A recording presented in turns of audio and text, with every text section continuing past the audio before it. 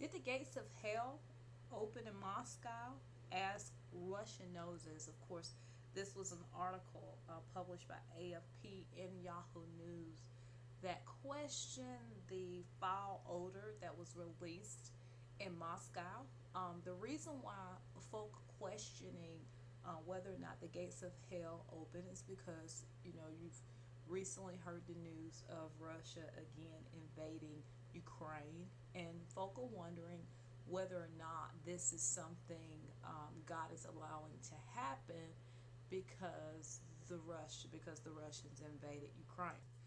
This is a video published by Hot Videos on YouTube. We can see how thick and how dense that fog is in Moscow. It's very strange, very unusual. Like I said, they reportedly um, stated that there was a release of hydrogen sulfide and sulfur and other oil products in the air. Um, the hydrogen sulfide exceeded the norm, and sulfur dioxide was within limits. Now we're going to be talking about the hydrogen sulfide. I want to talk about hydrogen sulfide because it's very toxic and it's very flammable gas. Basically, it's just this colorless gas that smell like rotten eggs in the beginning, a little heavier than air. And what happens is it accumulates at the bottom of poorly ventilated areas. It's very strong at first, but what happens is that the smell deadens the sense of smell.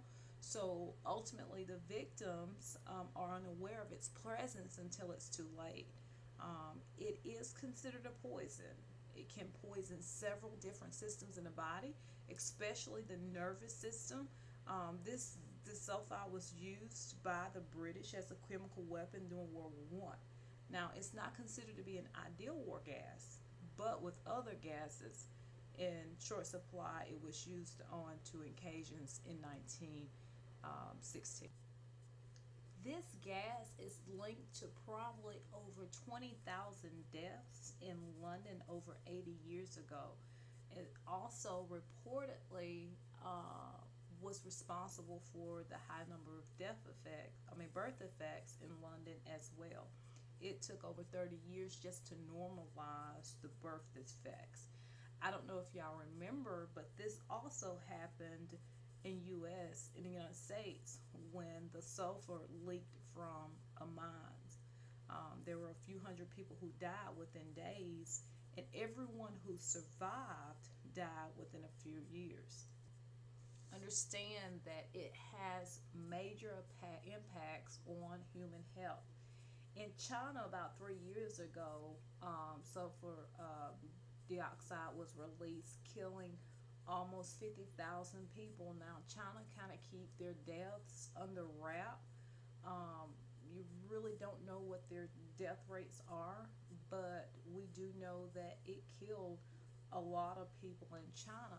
So, for the spokespeople in Moscow to say that the appearance of the smell is more unpleasant than it is dangerous.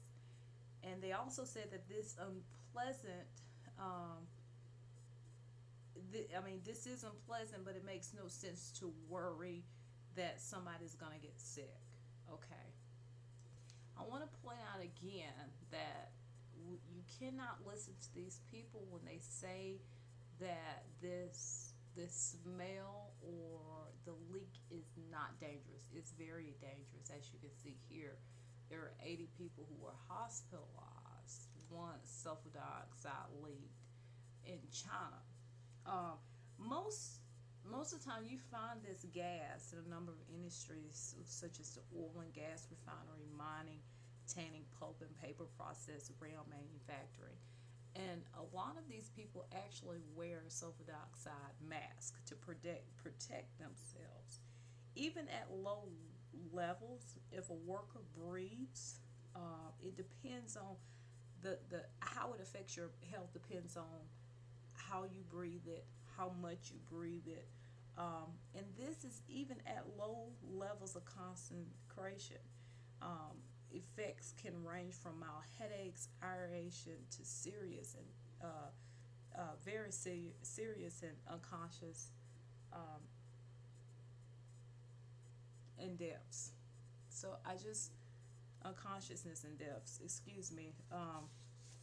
I just want you to be aware that the release, just in case, like I said, it happened in the United States before. Um, it could happen again. We need to be aware of its effects in the environment, and it is considered air pollution.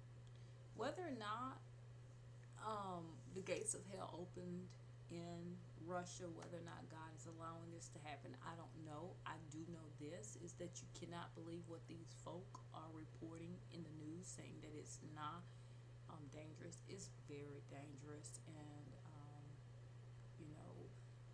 you have to protect yourselves and do what you can, um, and just do your research on your own and not believe